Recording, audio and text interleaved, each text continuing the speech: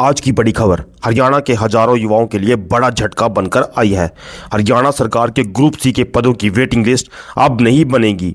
जी हां, आज का वीडियो हरियाणा के उन हजारों युवाओं के लिए है जो ग्रुप सी की भर्ती में वेटिंग लिस्ट का इंतजार कर रहे थे। काफ़ी समय से एक ही सवाल था, क्या वेटिंग लिस्ट बनेगी या नहीं। अब सरकार की तरफ से साफ फैसला आ चुका है। नमस्कार दोस्तों, मैं हूं प्रदीप कुमार और स्वागत है आपका हमारे यूट्यूब चैनल आवाज़े प्रदीप पर। वर्तमान ग्रुप सी विज्ञापनों के लिए वेटिंग लिस्ट तैयार नहीं की जाएगी, लेकिन इस फैसले को समझने के लिए हमें शुरुआत से पूरी कहानी समझनी होगी। तो चलिए अब शुरुआत से इस पूरे मामले को विस्तार से समझते हैं। सबसे पहले बात करते हैं सीईटी 2022 की। हरियाणा में ग्रुप सी भर्तियों के लिए सीईटी यानी कॉमन एलिजिबिलिटी टेस्ट यानी सीईटी आयोजित किया गया। इसका मकसद था एक कॉमन मेरिट तैयार करना, अलग अलग विभागों में उसी मेरिट के आधार पर भर्ती करना। इसके बाद उम्मीदवारों से उनकी पसंद यानी प्रेफरेंस ली गई, मतलब कौन किस पोस्ट पर जाना चाहता है। आप ध्यान से समझिए, जब मेरिट और प्रेफरेंस दोनों को मिलाया गया तब बेस्ट अवेलेबल प्रेफरेंस के आधार पर पोस्ट अलॉट की गई। यहीं से पूरी कहानी जुड़ती है। ग्रुप सी के तहत अलग अलग विभाग, अलग अलग पोस्ट, अलग अलग विज्ञापन नंबर जारी किए गए। हर पोस्ट की योग्यता अलग अलग थी, हर विभाग की सीटें अलग अलग थी। जब उम्मीदवारों का सिलेक्शन हुआ तो उम्मीदवारों को उनकी मेरिट और पसंद के हिसाब से पोस्ट दे दी गई। अब समस्या कहाँ आई? कई उम्मीदवारों की मेरिट थोड़ी सी कम रह गई। उनकी उम्मीद थी कि अगर कुछ चुने गए उम्मीदवार ज्वाइन नहीं करेंगे तो वेटिंग लिस्ट से उनका नंबर लग सकता है। यही कारण था कि हजारों युवा वेटिंग लिस्ट का इंतजार कर रहे थे। लेकिन अब सरकार ने साफ कह दिया है कि वेटिंग लिस्ट नहीं बनेगी। अब आते हैं सबसे अहम दिन पर। 7 जनवरी 2026 को मुख्य सचिव की अध्यक्षता में एक अहम बैठक हुई।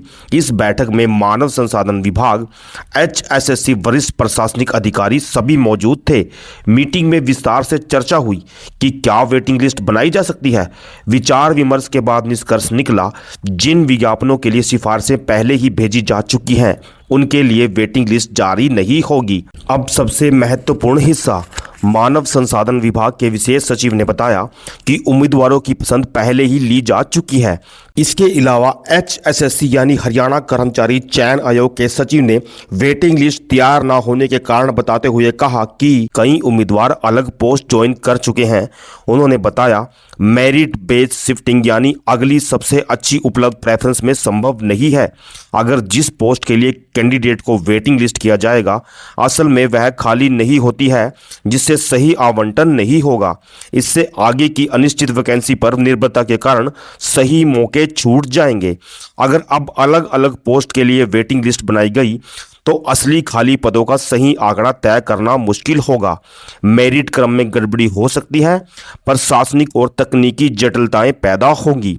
साथ ही उन्होंने बताया कि उक्त बेंच ने 2023 को एएलपी नंबर 1037 में और स्मृति मलिक के केस में 10/1/2023 सीईटी फेज 2 का रिजल्ट रद्द कर दिया था और 5/5/2022 की नीति के माध्यम से दिए गए सामाजिक आर्थिक का मानदंड 31/5/2024 के ऑर्डर को रद्द कर दिया गया था।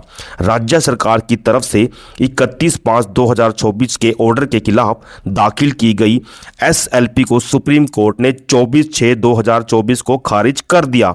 अब कुछ चयनित कैंडिडेट ने हाई कोर्ट में एक RLLP 19/2024 दाखिल की हुई है। इसलिए विज्ञापन 5/2023 के तहत अलग अलग विज्ञापनों के लिए सीईटी ग्रुप सी के लिए अलग अलग पदों के लिए वेटिंग लिस्ट तैयार करना मुमकिन नहीं है।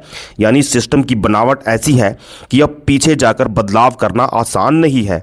यह मामला सिर्फ प्रशासनिक नहीं है, कानूनी भी है।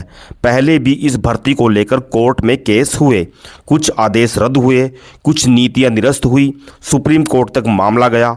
अब फिर से हाई कोर्ट में याचिका दायर है। कोर्ट ने पहले 7 मई 2025 को आदेश दिया था कि सरकार इस मामले में निर्णय ले, लेकिन 9 महीने तक सरकार कोई स्पष्ट फैसला नहीं ले पाई। इस पर हाई कोर्ट ने कहा अब आखिरी मौका दिया जा रहा है। अगर आदेश लागू नहीं हुआ तो 20,000 की लागत जुर्माना लग सकता है।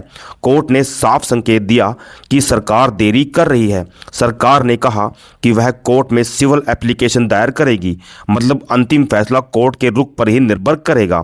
अब सवाल है, अगर वेटिंग लिस्ट नहीं बनेगी तो खाली पद कैसे भरेंगे।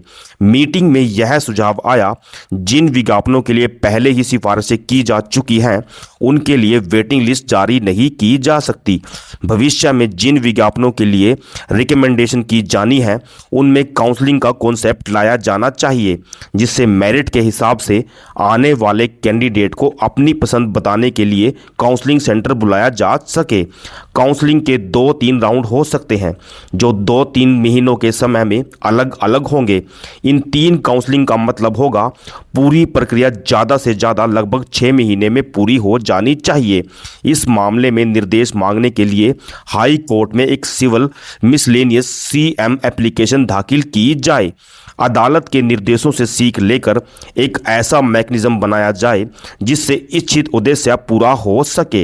यह सुनिश्चित किया जाए कि रिकमेंडेड कैंडिडेट्स के ज्वाइन न करने पर कोई पद खाली ना रहे और ऐसे पद काउंसलिंग के दूसरे-तीसरे राउंड में मेरिट के हिसाब से अगले कैंडिडेट से भरी जा सके।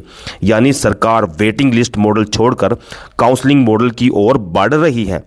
अब जरा भावनात्मक पक्ष भी समझिए।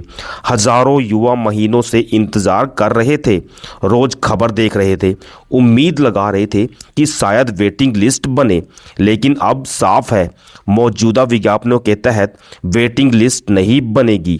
यह उनके लिए बड़ा झटका है। अब विश्लेषण की बात करते हैं। पहले बात करते हैं सरकार के नज़रिए से। नंबर 1, प्रक्रिया को सरल बनाना। नंबर 2, कानूनी विवाद कम करना। और नंबर 3, समयबद्ध भर्ती सुनिश्चित करना। लेकिन उम्मीदवारों के नज़रिए से दूसरा मौका खत्म और मेरिट में थोड़ा पीछे रहने वालों को मौका नहीं। यानी यह फैसला प्रशासनिक रूप से तर्कसंगत हो सकता है, लेकिन भावनात्मक रूप से विवादित है। अब पूरी कहानी को जोड़कर देखें तो CET 2022 से प्रक्रिया शुरू हुई। प्रेफरेंस और मेरिट के आधार पर पोस्ट अलॉट हुई। वेटिंग लिस्ट की मांग उठी।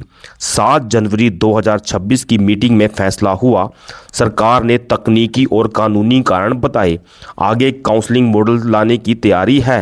यानी वर्तमान ग्रुप C भर्ती में वेटिंग लिस्ट नहीं बनेगी, लेकिन भविष्य की भर्ती प्रक्रिया बदल सकती है।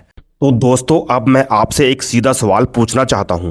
क्या आपको लगता है कि सरकार का यह फैसला सही है, या फिर वेटिंग लिस्ट बननी चाहिए थी ताकि जिन अभ्यर्थियों की मेरिट थोड़ी सी कम रह गई उन्हें भी एक और मौका मिल सके? आपकी क्या राय है? क्या यह प्रशासनिक मजबूरी है या युवाओं की उम्मीदों के साथ समझौता? अपनी सोच, अपनी राय खुलकर कमेंट सेक्शन में जरूर लिखिए। मैं खुद आपके कमेंट पढ़ता हूं और कोशिश करता हूं कि हर महत्वपूर्ण मुद्दे को आपके सामने तथ्य के साथ रख सकूं।